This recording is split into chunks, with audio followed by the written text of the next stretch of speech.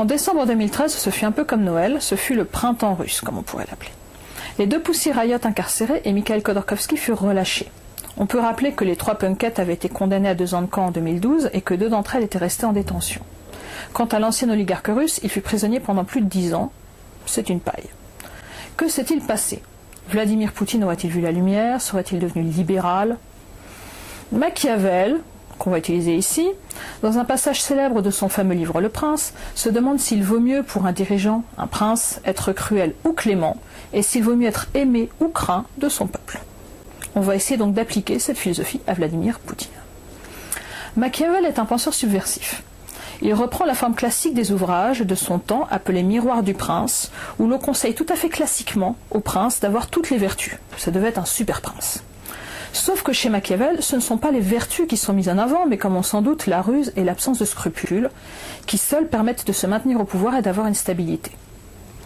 Et cela semble bien s'appliquer à notre prince russe.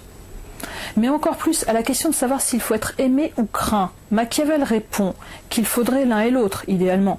Mais comme c'est difficile d'accorder les deux, il est bien plus sûr d'être craint qu'aimé si l'on devait se passer de l'un des deux. Et là, on se retrouve déjà beaucoup plus dans une image classique de Machiavel.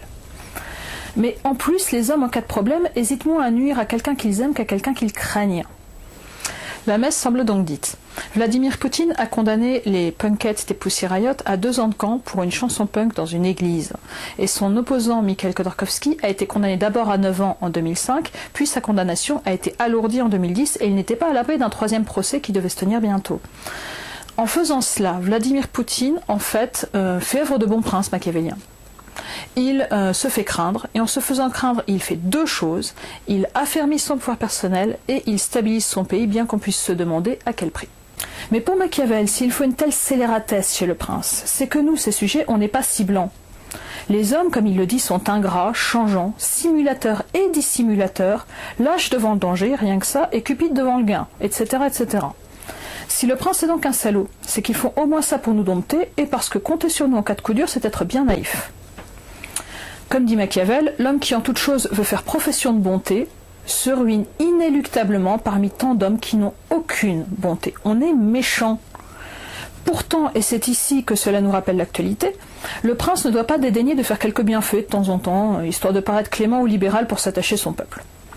Déjà, bon, il ne doit pas se faire haïr, car l'amour du peuple est la meilleure forteresse pour le prince.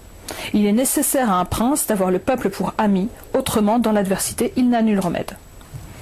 Donc la question c'est comment concilier les deux. Le prince est-il double? Doit-il faire preuve de duplicité lui-même? Pour Machiavel, la réponse est simple, claire, oui.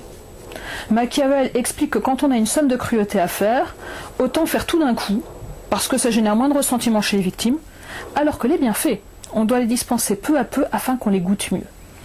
Autrement dit, il faut être cruel parce que les hommes le rendent inévitable, mais il faut l'être intelligemment. Et il faut savoir se faire passer pour un homme clément, mais pas trop. Donc le secret du prince, c'est donc qu'il faut qu'il soit un illusionniste, un simulateur lui-même.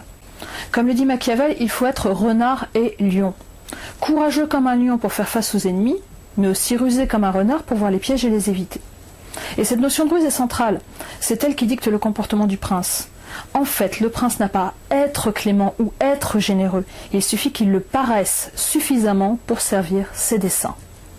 Citation de Machiavel, mais cette nature rusée, il est nécessaire de bien la maquiller et d'être un grand simulateur et dissimulateur. Et les hommes sont si naïfs, là ça va nous faire plaisir, et ils obéissent tant aux nécessités présentes que celui qui trompe trouvera toujours quelqu'un qui se laissera tromper. Autrement dit, on est très con. Et Machiavel enfonce le clou, il n'est pas nécessaire pour un prince d'avoir toutes les qualités décrites plus haut, mais il est nécessaire de paraître les avoir. Conclusion.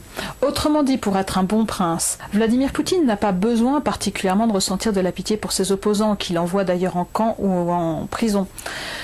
Néanmoins, on peut se demander si ces libérations, qui sont venues très opportunément peu de temps avant les Jeux Olympiques, ne sont pas simplement un coup de pub et de la poudre aux yeux. Et ce serait d'autant plus machiavélien que Poutine, en fait, ne fait pas preuve d'énormément de mansuétude ou d'énormément de magnanimité. En fait, il a très finement fait quelques gestes de bonté après de nombreuses sévérités qui l'ont fait craindre.